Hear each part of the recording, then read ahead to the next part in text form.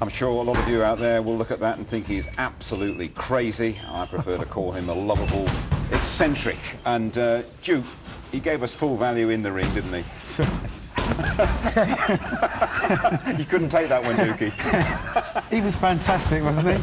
I mean, for the game, for our British sport, the rivalry that Chris Eubank and Nigel Benn brought to each other. Unfortunately, you know, for guys like Kawasaki, they didn't have that rivalry. They didn't have that guy that they could bounce off, but those two had each other. They needed each other, and they fed off each other. And Eubank took a great shot, and really wasn't noted for taking a great shot, but his chin was better than his boxing skills. Hey, that's right. 19 years ago now, you know, since that first Nigel Benn fight. Doesn't seem that, does it? And it was an amazing occasion. I remember it was at the NEC in Birmingham, and the atmosphere there was just electric. But the thing which made such a fantastic rivalry, I think, is that there were such totally different characters. Yeah. You know, Eubank was this, well, off the wall sort of character, wasn't he? And Nigel was the ex-squaddy and the hard man who was a real crowd pleaser. And they were totally different. One was extrovert, one was the inward thinker. At least he liked to think so. It was a match made in heaven. Yeah. He broke a lot of training rules. For instance, losing weight. I mean, I can remember seeing him losing a stone in a week leading up to the fight, and he just said, "I just don't eat." But that was the thing, because I remember you and I were doing the first one up at the NEC in Birmingham. What a fight! Richard Steele intervened in the late stages in the fight, but it was just non-stop the whole way through it. And ironically, on that occasion, it was Ben who didn't make the weight properly. He left the weight making too late, and he suffered as a consequence. But he wasn't a great fighter, but he had a terrific right hand, and his chin was just. He was just the most amazing chin I've ever seen. You could hit him with a rock, and when it comes down to when fatigue sets in and technique disappears, you're relying on this thing here. You can't give somebody that, you can't give somebody that, and the two things you can't teach is chin and heart. And when he had him in dire straits and they were both exhausted, it was Eubank's chin that came out the best. What a showman as well, Jim. Yeah. You know, I remember going down, I think we were at the Dorchester Hotel to go and do a big press conference with Eubank. And as usual, he's half an hour late. And I was going to say 3 hours, actually. Right, yeah, come on, Chris, where are you?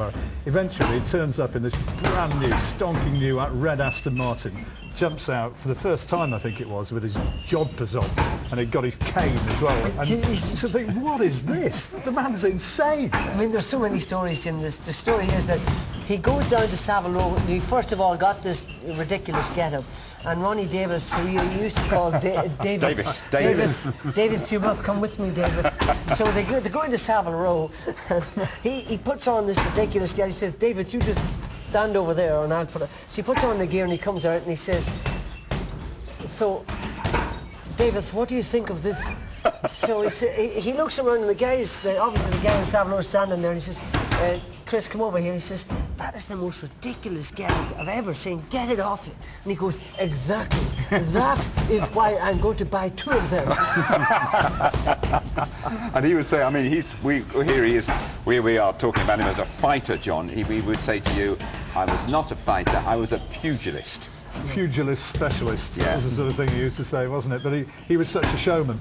Yeah. And eventually, I think the British public really warmed to him when he stopped being a winner, and he showed himself to be a very, very big man in defeat. The fights against Collins, the fights against Carl Thompson. Fantastic Carl Thompson, fights. amazing. Fantastic I mean, in those fights, he said, because obviously we all remember too the tragic fight against Michael Watson, and he was lucky to get the first one, and he was 4 or 5 rounds behind in the second one, just in the penultimate round when he pulled out that amazing uppercut. But he had tremendous bravery, tremendous courage and strength, and half the time he wasn't fit. You know, I mean, half the time he wasn't fit. He didn't believe in pushing himself in training. And I remember going down to watch him running one time, and he went out and he starts running like this, and I said, so when is this just to warm up? No, he says, that is the way I run. and I said, you run at that pace, I can walk fast. And he says, well, that's you, this is me.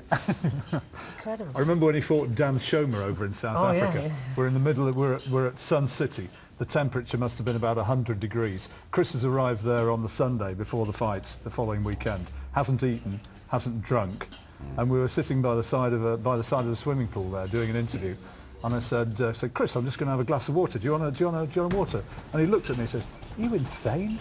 You ain't do that. You know, he'd literally gone a week without taking any sort of fluids on board.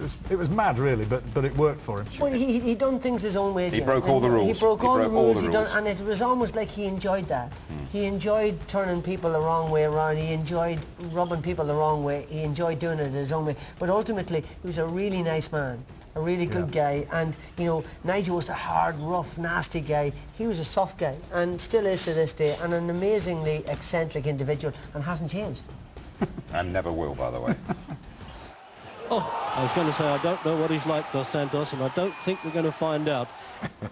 That was some punch on the side of the head and the ear, and he's pleased with his night's work, you can imagine.